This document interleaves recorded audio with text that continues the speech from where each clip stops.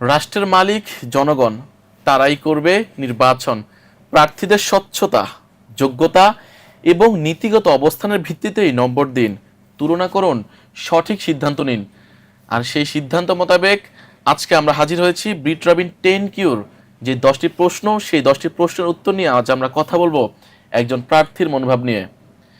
দর্শক, ব্রিট রবিন 10Q সম্পর্কে একটু বলি। এটি এমন একটি ডিজিটাল প্ল্যাটফর্ম যেখানে আপনি আপনার এলাকার একজন সাধারণ ভোটার হিসেবে আপনার এলাকার যিনি প্রার্থী রয়েছেন, বিভিন্ন প্রতীকে যারা প্রার্থী রয়েছেন, আপনি সেই প্রার্থীদের নিয়ে আপনার যাচাই বাছাই, তাদের নিয়ে আপনার প্রত্যাশা আপনি আমাদের জানাতে পারেন।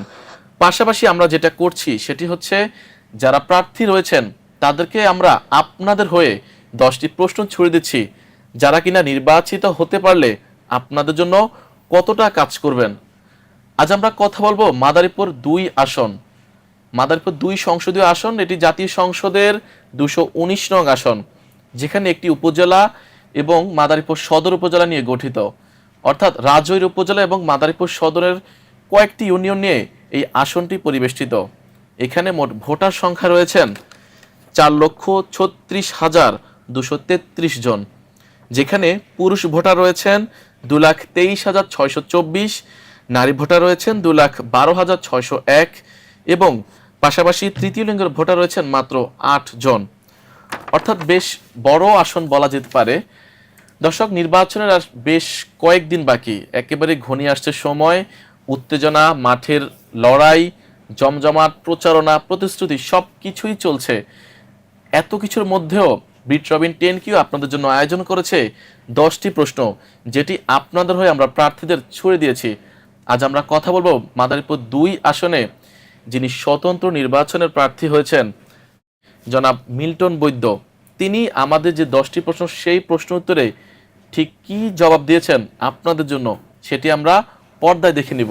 আমি আমার এই মাদারীপুর 2 আসনের সমস্ত ভোটারদেরকে জানাচ্ছি আন্তরিক শুভেচ্ছা এবং অভিনন্দন। আমি আইন প্রণেতা হতে চাই এই কারণেই, আমার এই মাদারীপুর রাজৈর এটা একটা অবহেলিত জনপদ। এই অবহেলিত জনপদের উন্নয়নের জন্য, মানুষের উন্নয়নের জন্য আমি আইন প্রণেতা হতে চাই, দেশের উন্নয়নের জন্য। আমি মনে করি তারা আমাকে যোগ্য মনে করেছে, তারা মনে করেছে যে আমার মাধ্যমেই তাদের যে আশা আকাঙ্ক্ষা, সেই আশা আকাঙ্ক্ষার প্রতিফলন ঘটবে। এই কারণেই তারা আমাকে সমর্থন দিয়েছে। আমার আয়ের উৎস হচ্ছে, আমি ব্যবসা করি, আমার সম্পদের বিবরণী আমি হলফনামায় দিয়েছি।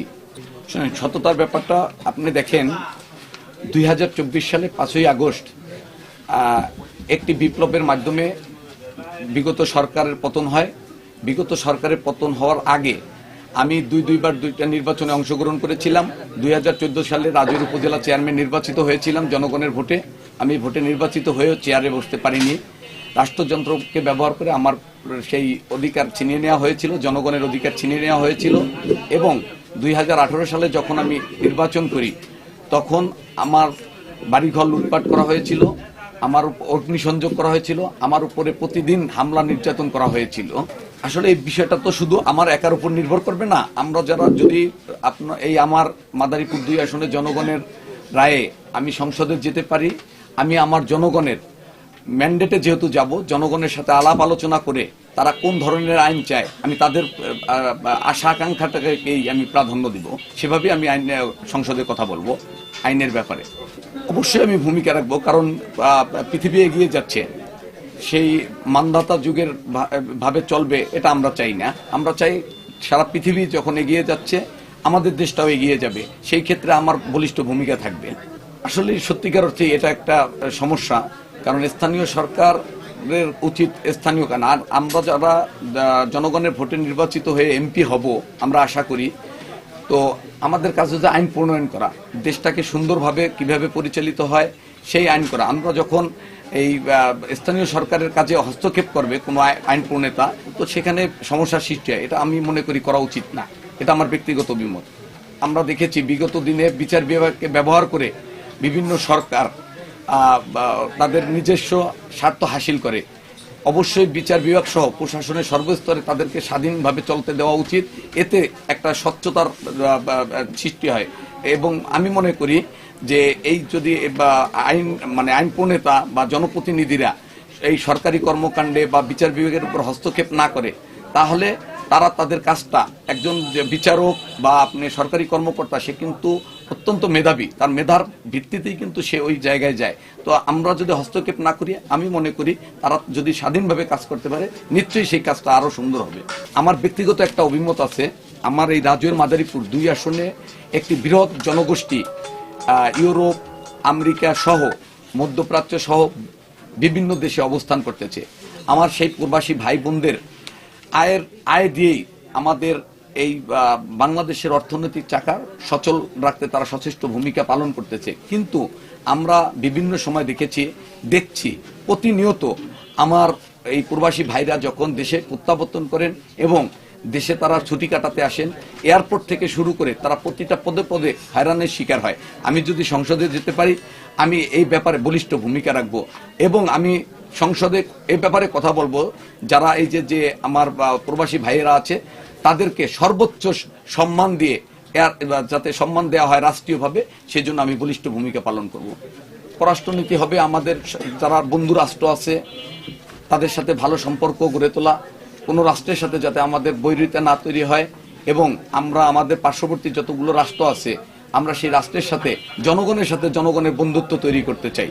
আমরা চাই না কোনো রাষ্ট্র আমাদের উপরে, সে যে রাষ্ট্রই হোক না কেন, আমাদের রাষ্ট্রের উপরে চেকে বসুক। এটা থেকে আমি ব্যক্তিগতভাবে বলিষ্ঠ ভূমিকা আমি পালন করব।